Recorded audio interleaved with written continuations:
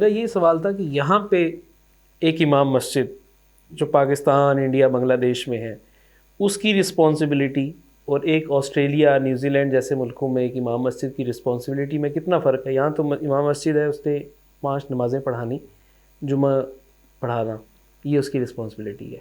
کہیں نکاح وغیرہ آ گیا تو وہاں پہ کیا رسپانسبلٹی ہے؟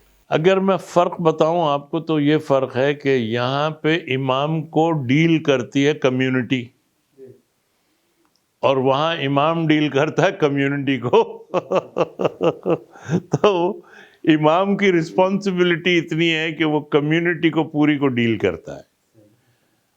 اس میں غیر مسلم بھی شامل ہے، یعنی غیر مسلموں کے ساتھ کیا رکھنا ہے، پولیس ڈپارٹمنٹ بھی شامل ہے، اور بہت سے ایسے ادارے جو آنا چاہتے ہیں، اسلام کے بارے میں جاننا چاہتے ہیں، یہ بتانا بھی اس کی امام کی ذمہ داری ہوتی ہے.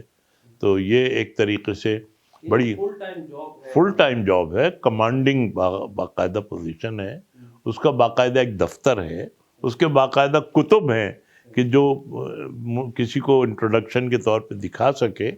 اور وہاں پہ آتے ہیں اسکول کے بچیاں آتی ہیں، بچے آتے ہیں، چھوٹے چھوٹے اسکول کے بچے آتے ہیں مسجد دیکھنے کے لیے آنا چاہتے ہیں. جی، ان کے ایکسکرژنز ہوتے ہیں، آج مسجد میں جائیں گے فلانا آ جائے، تو اس کے لیے ہم لوگ وہ باقاعدہ جو بچوں کے لیے جوس اور بسکٹ اور یہ اس طرح کے انتظام کر کے رکھتے تھے کہ بھئی وہ آ رہے ہیں.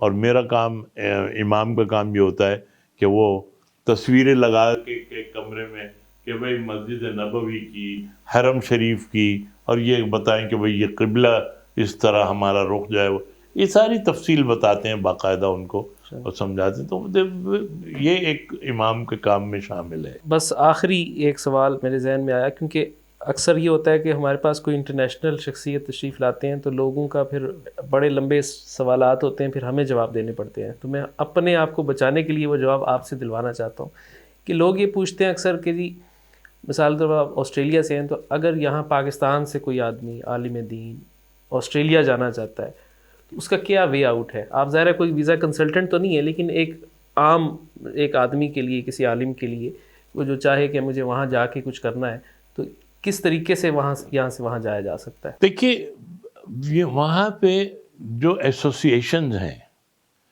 اگر ان سے رابطہ رکھیں اور وہ اسپانسر کریں، اسپانسر کرنے کے لیے وہ تیار ہو جاتی ہیں. اب تو طریقہ یہ ہو گیا کہ وہ یہ آپ کو ورک ویزا دے سکتے ہیں، ٹیمپریری ریزیڈنٹ ویزا دے سکتے ہیں، جو 2 سال کا ہوتا ہے یا 3 سال کا ہوتا ہے. اس کے بعد وہ جا کے اگر آپ کو وہ جاب دے دیتے ہیں، اور اس کے بعد وہ چاہیں کہ آپ کو پرماننٹ کر دیں، اس کے بعد وہ پرماننٹ کر سکتے ہیں. ایسوسیشنز اسپانسر کرتی ہیں تو ہو جاتا ہے.